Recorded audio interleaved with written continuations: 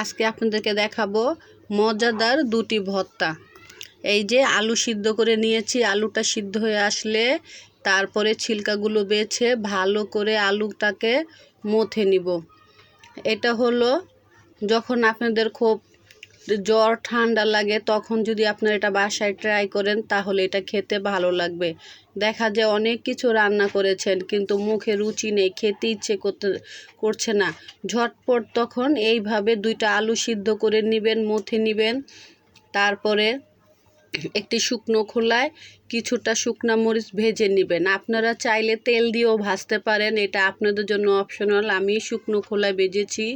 তারপরে এইখানে নিয়েছি কিছুটা পেঁয়াজ কুচি, সাইডে নিয়েছি রসুন কুচি।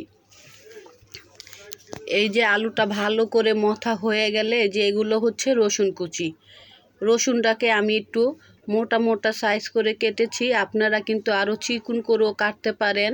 আমি এটা মোটা রেখেছি, দাঁতের নিচে পড়লে ভালো লাগবে। এটা রসুনের ঝাঁঝ ওইটা নাকে আসলে আপনার সর্দি ভালো হয়ে যাবে, বা অনেক সময় বুকে কফ জমে যায়, এটা ভালো কাজ করে কাঁচা রসুন খেলে।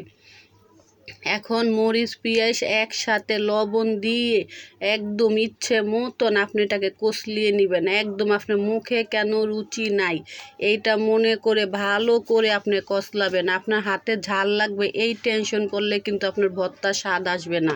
ভালো করে কষলে কষলে আপনি পরিমাণ মতো সরষের তেল নেবেন। একবার নিয়েছি তখন মনে হলো আরেকটা ভর্তা আছে, দুইটার জন্য তেলের পরিমাণ বেশি লাগবে। আরেকবার নিয়ে দুইবারে ভালো করে তেল পেঁয়াজ একসাথে মরিচ এখন আমি মেখে নিলাম। সাইডে এই যে রসুনের পাশে কিছুটা রেখেছি, যে দেখো এগুলো তোমার জন্য। আর এই যে ভর্তাগুলোকে ভালো করে একদম হাতে মথে মথে আপনি একদম মরিচের সাথে মিলে ফেলবেন। ভর্তা খাবেন আর হাত লাগাবেন না, তাহলে তো হবে না, তাহলে ভর্তার স্বাদ আসবে না। ভর্তার স্বাদ পেতে হলে আপনাকে হাত দিয়ে কষলে কষলে খেতে হবে। হাত জ্বলবে এই টেনশন করলে কিন্তু ভর্তার স্বাদ আসবে না। এই দেখেন আমার প্রথম ভর্তাটা হয়ে গেল। মাশাল্লাহ কি সুন্দর আমার ভর্তার কালার। এটা বাসায় আপনারা ট্রাই করবেন।